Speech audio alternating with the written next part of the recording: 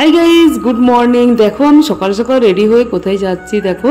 Actually তোমার দিদা admit আছে, তো দিদাকে দেখতে যাচ্ছি বলতে দিদাকে আজকে ডিসচার্জ করবে, তো আমার দেখতে যাওয়ারই কথা ছিল। তো সেই জন্য মেজো মামা বললো তাহলে যদি দেখতে আসবে তাহলে একটু সকাল সকাল আসলেই ভালো হয়, কেন কি যে যাকে রাখা হয়েছে সে 8টার মধ্যে বেরিয়ে যাবে, তো তাই তার আগে আমি যাচ্ছি। বলাই হয়নি, দিদা অ্যাকচুয়ালি আছে হার্দিক বাঁকুড়ায়, যেটা আমাদের ডক্টর সুভাষ সরকারের নার্সিং আছে হার্দিক, তো সেখানে আছে। চল পৌঁছে গেছি, নেমে গিয়ে আবার আমাদেরকে দেখাচ্ছি। ভাবলাম একটু বলে দিই হার্দিক নার্সিংহোমে আচ্ছা।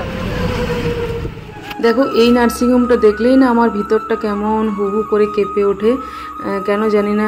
মানে এটার সাথে নিশ্চয়ই আমার একটা পুরনো গল্প আছে, তোমাদের সাথে একদিন শেয়ার করবো।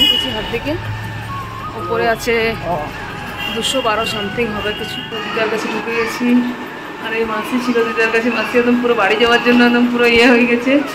দিদা বলছে আমার লাতনি ঠিক আসবে, দেখো ঠিক আসবে। মাসি বলছে আমি বাড়ি যাবো।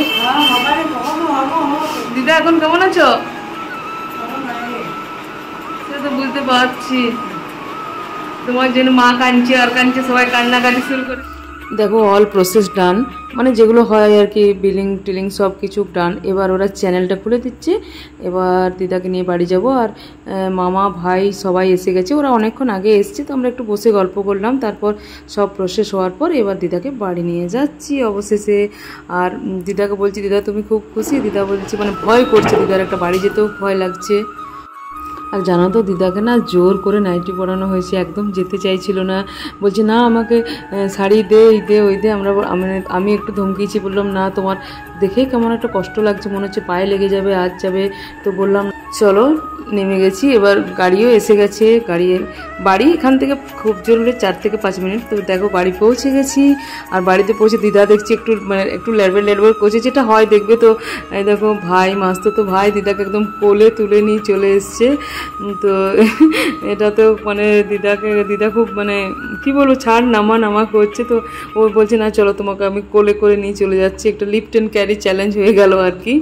স্নান হয়ে গেল, দিদা একদম স্নান টান করে বললাম এখন তুমি শো। আমরা সবাই করে নিয়েছি, 2 বোন দিদা সব, বুঝতেই পারছো। আরে নার্সিংহোম হোক যাই হোক যা তো এসে আমরা সব স্নান টান করে সব যা ছিল সব নিজেরাই কাছাকাছি করে নিলাম, মানে বোন আমি দুজনে মিলে। আর দিদাকে বললাম করো তুমি একটু রেস্ট নাও।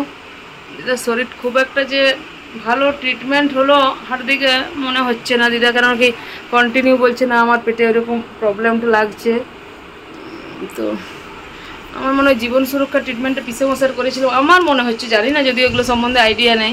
তো ভালো ওখানে জানো তো, ওখানে না স্বাস্থ্যসাথীও মেডিসিন বিভাগে দেয়, আর এদের ওইসব কিছু নেই। এদের বলছে আমাদের একটু বি গ্রেড এ গ্রেড অনেক রকম ব্যাপার আছে। এরা বলছে না আমাদের ওইসব মেডিসিন, হ্যাঁ জীবন সুরক্ষা সেবা নিকেতনে মেডিসিন বিভাগে স্বাস্থ্যসাথী ওইসব হয়। তো এদের স্বাস্থ্যসাথী হলো না, দিদার যেহেতু কেবিন ছিল তো দিদার বিলটাও ভালোই হলো। তো যাই হোক পে করে দিলাম মামা। তারপর আমরা চলে এলাম বাড়ি।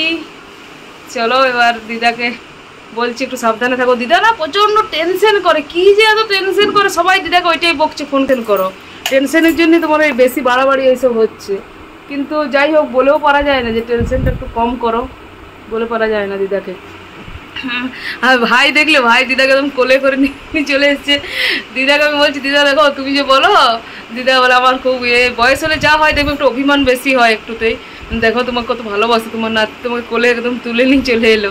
দিদা সেই একটু মানে বুঝতেই আর মেজো মামা কোলে করে, আর মামা কোলে করে চাপিয়েছে টোটোতে।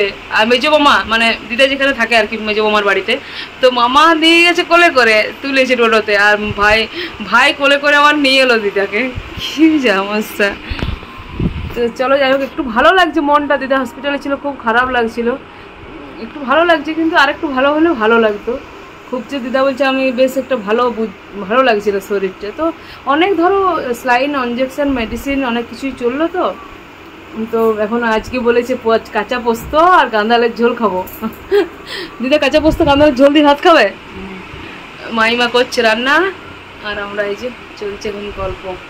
চলো চলো একরাশ মনে দুঃখ কষ্ট নিয়ে এবার তো বাড়ি ফিরতেই হবে। অনেকবার বলছিল সবাই, দিদা তো মানে প্রচণ্ড মানে রাগ করছে, থাক থাক বলছে, একটা দিন থাক। সত্যি কথা বলতে দিদার কাছে একটা দিন থাকারও ইচ্ছে ছিল, কিন্তু বুঝতেই পারছো বাড়ি ছাড়া থাকাটাও একটু টাফ। দেখবে দিনের শেষে মনে হয় কেন জানি না যে বাড়িতে আসলে বেশ ভালো লাগে। আর মা বাবারও বয়স হয়েছে, সাথে ধরো চিকু বাড়িতে চঞ্চল বাচ্চা আছে। তো চলো ভিডিওটা ভালো লাগলে please like share and subscribe করে দাও।